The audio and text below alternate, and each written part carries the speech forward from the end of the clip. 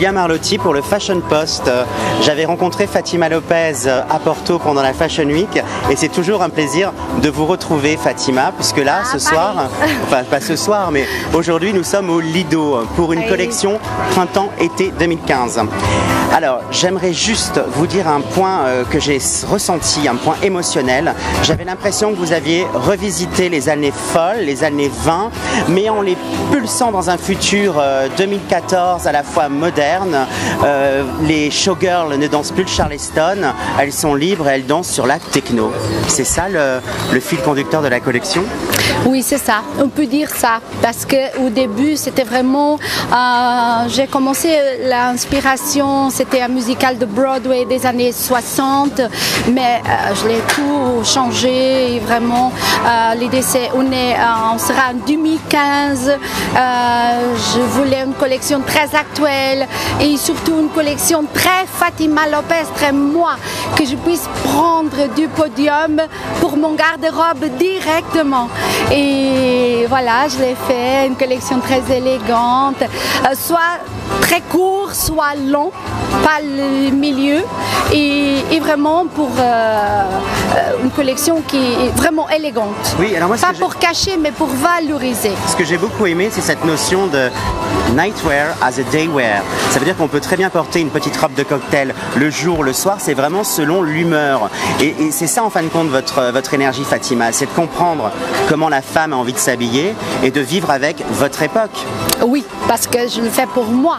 Je suis une femme qui aime vivre, j'aime sortir, j'aime faire tout. Et alors j'ai besoin de vêtements pour toutes les occasions.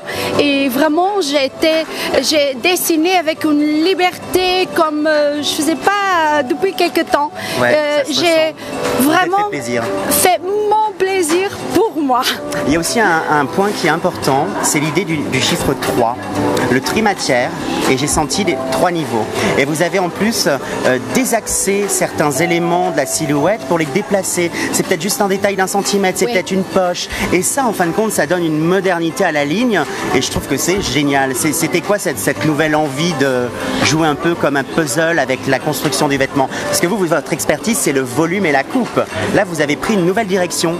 Oui, je pense que la mode a cette, d'un côté, difficulté, qui c'est travailler les matières, mais en même temps, on peut faire tout. Et c'est toujours possible de faire différent. On n'a pas, je pense que les créateurs qui vraiment aiment ce qu'ils font peuvent toujours créer des choses différentes. Et j'ai eu envie de faire des... Je ne peux pas dire le futur parce que c'est vraiment proche, mais une actualité moderne, différente et être moi-même. Parce que c'est ça que j'aime vraiment.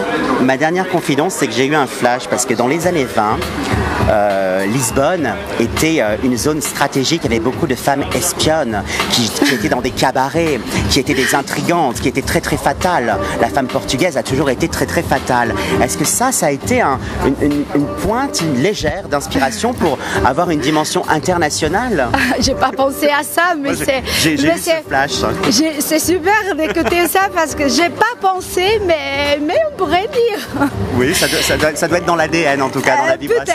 Peut-être. De toute façon, c'était vraiment ce que j'avais à l'intérieur et j'ai fait exploser tout ce que je voulais. Mais ça s'est ressenti, Fatima Lopez, designer, showgirl, femme fatale et vraie artiste. Merci Fatima, à bientôt à toi. Et congratulations. Comment est-ce qu'on dit félicitations en portugais? Parabéns.